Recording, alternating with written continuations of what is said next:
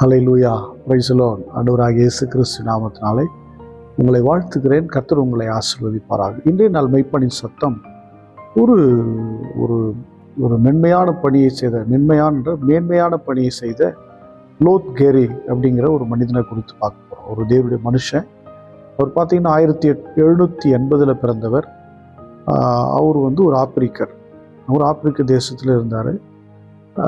அவர் ஒரு அடிமைப்படுத்தப்பட்டவராக ஒரு எஜமானிடத்தை வேலை செஞ்சுட்டு இருந்தார்.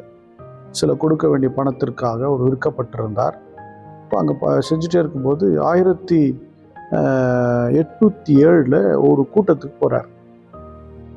ஏன்னா அடிமைகள் எஜமான் சொல்கிறதான் கேட்கணும். ஆனால் இவருக்கு மட்டும் கொஞ்சம் ஒரு நல்ல வேலை செய்கிற பொறுப்பான மனிதனால் அந்த எஜமான் கொஞ்சம் ஃப்ரீனஸ் அவருக்கு கொஞ்சம் கொடுத்துருந்தார், கொஞ்சம் சுதந்திரம் கொடுத்துருந்தார். அதனால் இவர் என்ன பண்ணார், ஞாயிற்றுக்கிழமை ஆராதனைக்கு போயிருந்தார்.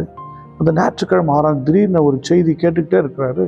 நீ மறுபிறப்பு அடையணும் அப்படிங்கிற ஒரு செய்தி அவர் உள்ளத்தை போட்டு ரொம்ப ஆசிச்சது. மறுபடியும் அந்த வேர்ட்ஸ் அவருக்கு துணிக்க ஆரம்பித்து தன்னுடைய அக்கிரமங்கள் பாவங்கள்லாம் மன்னிப்பு கேட்டு ஒரு மறுபிறப்பு அடைந்த ஒரு மகிழ்ச்சி அவர் உள்ளத்தில் பொங்கி அடைஞ்சிட்டே இருக்குது.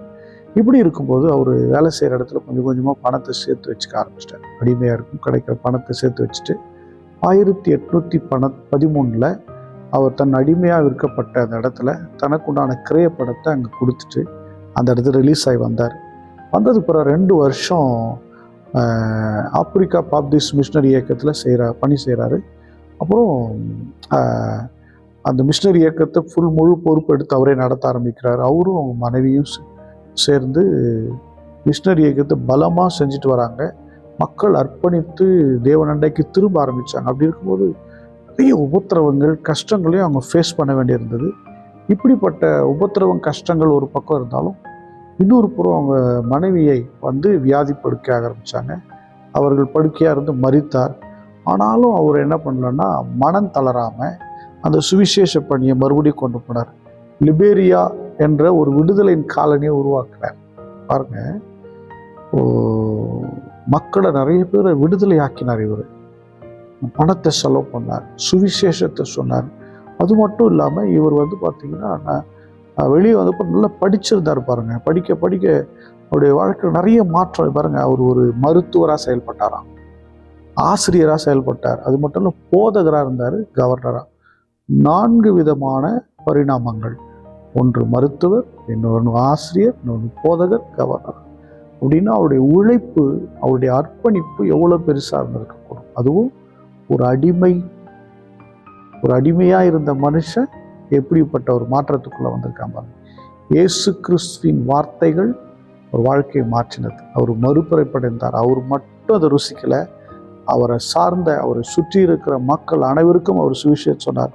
இப்படி இருக்கும்போது 1828 அவர் பார்த்தீங்கன்னா கப்பலில் சில பொருட்களை ஏற்றிட்டு இருக்கும்போது அங்கே ஏற்பட்ட ஒரு தீ விபத்தினால் கருகி இறந்து போனார். ஆனால் அவர் இறக்கிறதுக்கு முன்னாடி மகா பெரிய காரியங்களை செய்தார் லோத் கேரி.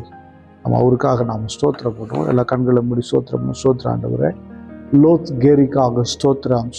உழைப்பு எத்தனை பெரியதாங்க. ஸ்தோத்திரம். எவ்வளோ பெரிய காரியத்தை செய்திருக்கிறார். எத்தனை பேரை விடுதலை ஆக்கி இருக்கிறார். ஆண்டவரே, மருத்துவராக, ஆசிரியராக, போதகராக, கவர்னராக. ஆண்டவரே, ஸ்தோத்திரம். அன்பின் பிதாவை உம்மை ஸ்தோத்திரிக்கிறோம். இப்படிப்பட்ட சிறப்பான ஊழியத்தை செய்த லோத் கேரிக்காக ஸ்தோத்திரம் பண்ணு. வம்சத்தாருக்காக ஸ்தோத்திரம் பண்ணு. நாங்களும் துடிப்பாக ஆண்டவரே, எங்களுக்கு கிடைத்த உயர்வுகளை நாங்கள் சொகுசாய் அமர்ந்து விடாதபடி பெரிய காரியங்களை செய்ய எங்களுக்கு கிருபை தாங்கப்பா. ஸ்தோத்திரம். உங்களுடைய கருத்தில் ஒப்பு கொடுக்கிறோம். இயேசு கிறிஸ்துவின் நாமத்தினால் ஜெபிக்கிறோம். ஜீவனுள்ள நல்ல பிதாவே. ஆமென். God bless you. Bye bye.